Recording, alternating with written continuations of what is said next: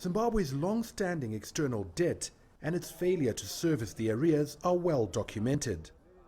So it came as a surprise when the country cleared overdue obligations to the IMF's Poverty Reduction and Growth Trust in October. There's been another surprise, this time the IMF announcing that following clearance of those arrears, Zimbabwe is free of any restrictions and has taken a huge step towards normalizing its relations with the international lending institution. I hit the streets of Harare to get a reaction from ordinary citizens to that bit of good news. If you have mended the relationship, then I think it will improve our economy, provided we fulfill our commitments to pay off other debts going forward. But given the cash shortages we are experiencing now, I'm not sure we'll be able to honor our debts. After such a nod or after such removal of restrictions, we anticipate maybe an immediate dialogue to take place where they'll say we need to avail so much to you guys. When can we sit down and start resuscitating your economy? That won't be happening anytime soon, though. The IMF says there'll be no fresh funding until Zimbabwe fulfills a raft of other reforms, including slashing government expenditure, especially on wages, and resolving debts owed to other lenders.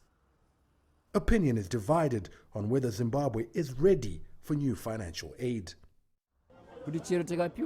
If we get fresh funding, we will do the same thing and get back into the same situation of failing to pay our debts, because there is no accountability in how we spend our money. Provided it's been protected and provided it has been monitored, yeah. But when it's just brought in and allowed to be used willy-nilly, as some people say in Zimbabwe, I don't think it's a good idea. So as long as it's protected and as long as it's monitored, anything where money comes in is a good idea. In recent months, Zimbabwe has stepped up engagement with international creditors as it seeks to clear more than $1.8 billion in arrears. Its desired endgame is to unlock new loans to help resuscitate its economy.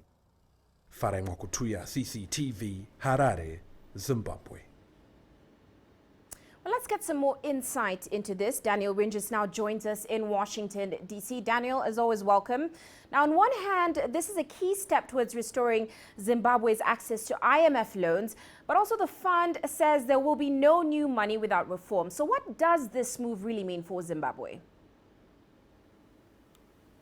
Well, as the ancient Chinese philosopher Lao Tzu said, a journey of 1,000 miles begins with one step.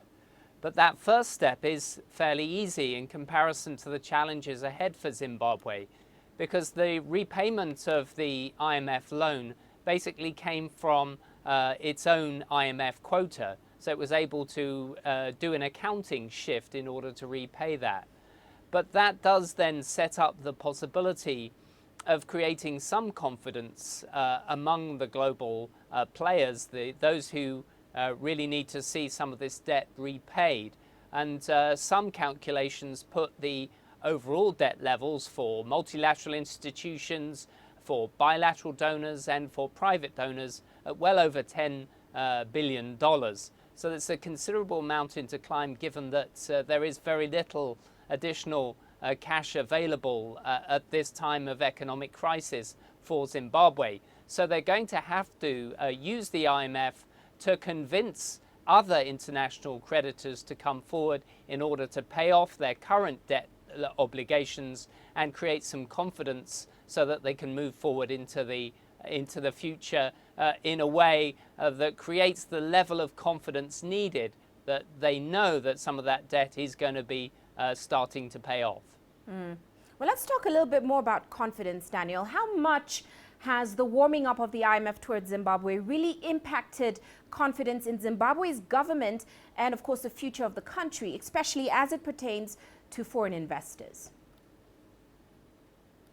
I think the IMF definitely wants to send a signal that it's feeling more confident about the people it deals with in the Zimbabwean government. But a clearly open question is not necessarily the sincerity of those that they deal with, but with the structure of government as it currently is. We know that there is a lot of tension within the Zimbabwean political establishment about the best way to move forward. And unless that uncertainty is cleared up, they're going to continue to face an uphill battle. Well, Daniel, the IMF is asking the country to implement major reforms, of course, before it can access those funds. Mugabe's government seems a little desperate to re-engage with multilateral institutions globally. Now, how does this bode for future relations between the two?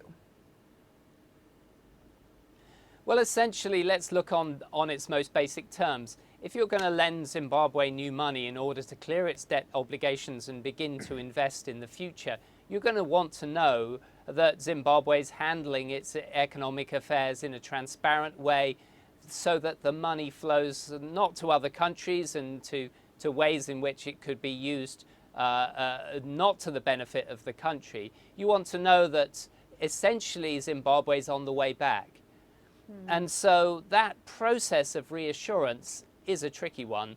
It's going to be very, very difficult to achieve in the short term, as I say, because of the political uncertainties. But I think the fact of the matter is that the IMF has come forward and started to re-engage in a very thorough way with the Zimbabwean authorities. And I think it speaks to the fact that there is a genuine desire amongst the international community to help Zimbabwe, but a feeling that Zimbabwe must help itself before it can substantially move forward. Well, many thanks, Daniel, for those insights. Of course, Daniel Ringes joining us in Washington, D.C.